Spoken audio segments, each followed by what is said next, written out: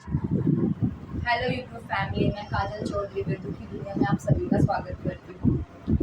तो मैं आज आपसे कुछ शेयर करना चाहती हूँ। जैसे कि मैंने आपके कल के ब्लॉग में मैंने बोला था कि मैं जा रही हूँ कावी कवोई दर्शन के लिए। स्तंभकेश्वर महादेव के मंदिर गई थी मैं कल। तो वहाँ पे मैं गई तो मैं खुद सरप्राइज हो गई थी। मुझे वहाँ पे क्या हाँ, तो गाइज मैं कावी कवोई जब गई थी तो वहाँ पे मैं खुद सरप्राइज हो गई थी। मुझे वहाँ पे स्कंद पुराण सुनने का मौका मिला, जो मैंने पहली बार सुना था अपनी लाइफ में। तो वो सुनने का मुझे मौका मिला और वहाँ पे इतनी भीड़ थी कि शूट नहीं कर पा रही थी मैं। तो जितना मैंने क्लिप शूट किया तो मैंने सोचा क्यों ना मैं आज अपनी यूट्यूब फैमिली से वो शेयर करूँ, यूट्यूब फैमिली को भी तो पता चले कि यार उस दिन मैं गई थी स्कंद पुराण सुनने के लिए। तो आप लोग भी वो आप तक मैं पहुँचाना चाहती हूँ। तो आप लोग भी सुनिए और धाम में पहुंचा। महिसागर और संगम तीर्थ के महात्म की कथा मैंने परसों सुनाई, प्रथम दिवस। और दूसरे दिन की कथा में भगवान भोले शंकर ने पार्वती के साथ कैसे विवाह किया, क्योंकि विवाह तीन प्रकार के होते हैं। एक विवाह गंधर्व,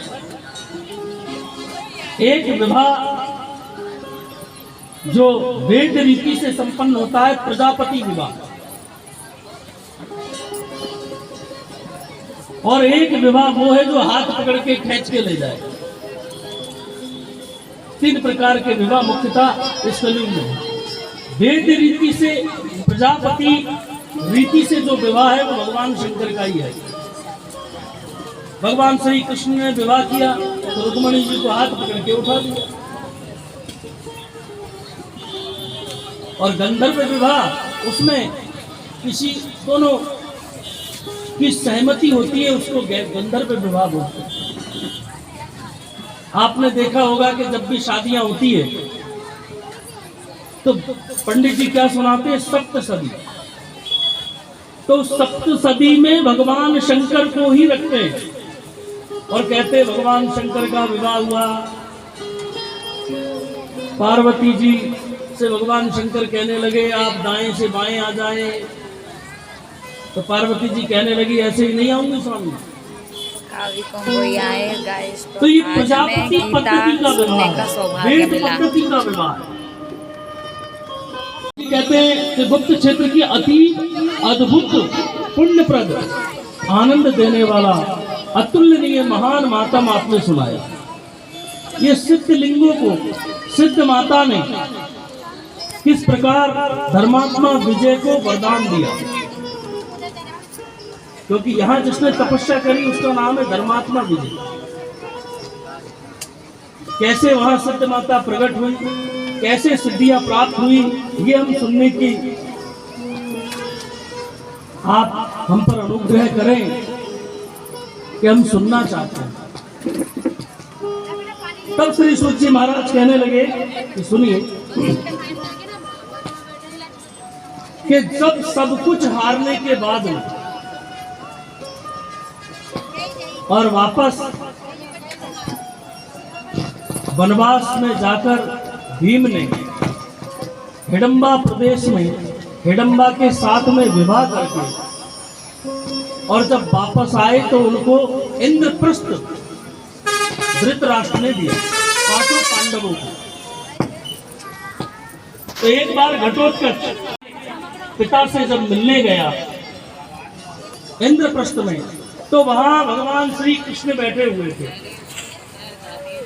उनके ताऊ यानी पितामह ने अपनी शंका व्यक्त करी और भगवान श्री कृष्ण से कहने लगे कि हे पार्थ, मेरा एक पुत्र इतना बड़ा बलवान है और बड़ा लंबा चौड़ा है, जन्मा जैसे ही बड़ा हो गया बड़ा मायावी है। इसके लिए मैं कन्या कहाँ से ढूंढूं? बड़ी चिंता हो रही है कि इसका विवाह मैं करना चाहता हूँ, क्योंकि ताऊ जी है, घर में बेटा बेटी जवान हो जाए तो दादा, ताऊ, चाचा, पिता आदि को बड़ी चिंता होती है। तो दूसरे से कहते हैं इसके लिए कोई लड़की बताना। भगवान श्री कृष्ण से कहने लगे, अब मैं कहां ढूंढूं इसके लिए ऐसी लड़की। भगवान श्री कृष्ण ने कहा, सुनो, एक कन्या तो मैं भी जानता हूं। कौन है?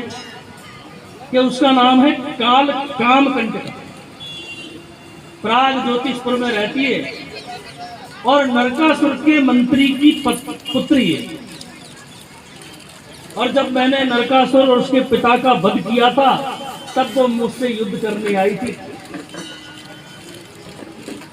बहुत भयंकर युद्ध हुआ मेरा कामकंटिका के साथ में, लेकिन कामकंटिका को मैं मार नहीं सकता। तब स्वयं मां कामाक्षा देवी वहां आई और उन्होंने मुझसे कहा कि इस कामकंटिका को तुम नहीं मार सकते, और कामकंटिका को भी समझाया। मेरा नाम दिव्य रायनी अप्सरा है और मैं कुबेर की बहुत प्रिया हूँ। मेरा नाम है वार्चा। हम एक ब्राह्मण को देख करके मोहित हो गई, तो मैं हम ये 5 स्त्रियां थी और 5 उस ब्राह्मण पे मोहित हो गए। ब्राह्मण तपस्यार्थ थे, तपस्या में थे, ध्यान में थे।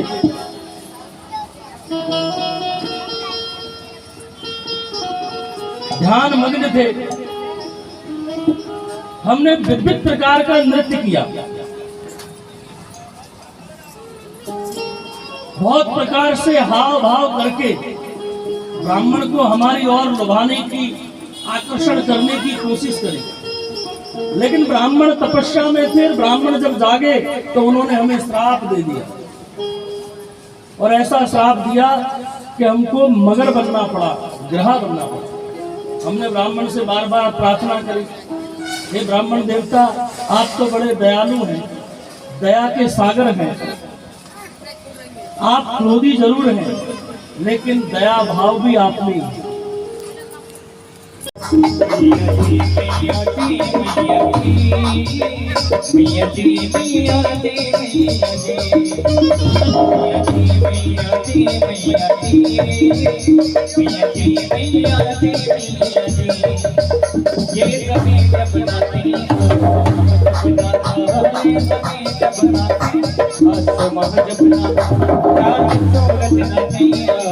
शीघ्रम ये क्षतिरस्तु।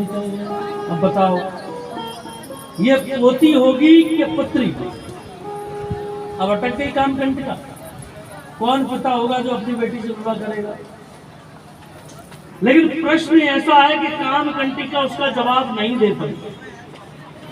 कामकंटिका ने विचार किया कि मैं तो इसके प्रश्नों में फंस गई, इसको उत्तर नहीं दे सकती, इसने मुझे जीत लिया। इसलिए वो खड़ग के लिए दौड़ी। तो घटोत्कच ने उसके केस पकड़ के उसको पृथ्वी पर पटक दिया, और उसने भी खड़ग गर्दन पर लगा दिया। कामकंटिका ने प्रार्थना करी, स्वामी आप मुझे स्वीकार करें, मैं आपके चरणों की दासी हूं। जब कामकंटिका ने इस प्रकार प्रार्थना करी, कृष्ण मेरा प्यारा गोविंद मेरा प्यारा, मेरे सरकार का दीदार बड़ा प्यारा है, मेरे सरकार का दीदार बड़ा प्यारा है, कृष्ण मेरा प्यारा गोविंद मेरा प्यारा है, कृष्ण मेरा प्यारा गोविंद मेरा प्यारा।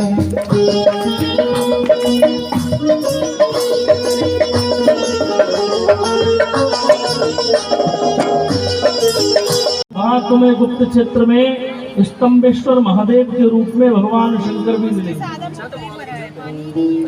धूप दीप आदि से उनका नित्य प्रतिदिन पूजन करना और सिद्धदात्री आदि चारों देवियों की आराधना करना, उनसे आपको बल वैभव आदि प्राप्त हो।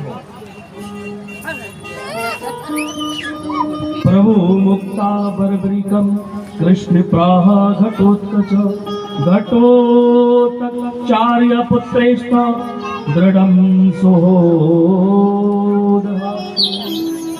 भगवान की आज्ञा को सिरोधार करके बरबरीक ने अपने पिता का आलिंगन किया, पिता को मिला, पिता ने गले से लगाया, भगवान श्री कृष्ण ने भी गले से लगाया, द्वारकाधीश ने, और वो इस संगम गुप्त क्षेत्र में महिसागर के संगम के इस तीर्थ में बरबरीक आया।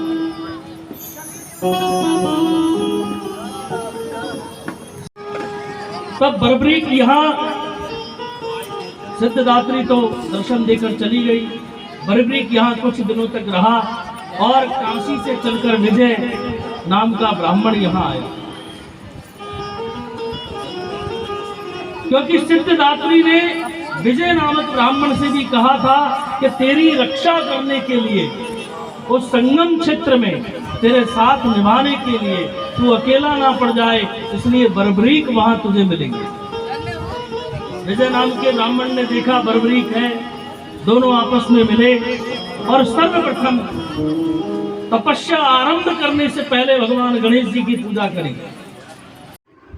तो अब मैं तैयार होके गाइस जा रही हूँ भजन मंडल में, क्योंकि मैं भजन मंडल का भी मेंबर हूँ। तो अब मैं भजन मंडल में जा रही हूँ, आज एक जगह भजन है, मैं वहाँ जा रही हूँ। तो तब तक के लिए आप बने रहिए, आगे आपसे मिलते हैं। तो फाइनली गाइस मैं रेडी हो गई हूँ भजन में जाने के लिए, तो अब मैं भजन में जा रही हूँ। मिलती हूँ फिर मैं अगले ब्लॉग के साथ, तब तक के लिए लाइक करें, सब्सक्राइब करें, कमेंट करें, और जैसे कि मैंने शेयर किया था स्तंभ पुराण के लिए। गाइस फाइनली अब मैं पहुंच चुकी हूँ जहाँ पे भजन है, वहाँ पे मैं पहुंच चुकी हूँ।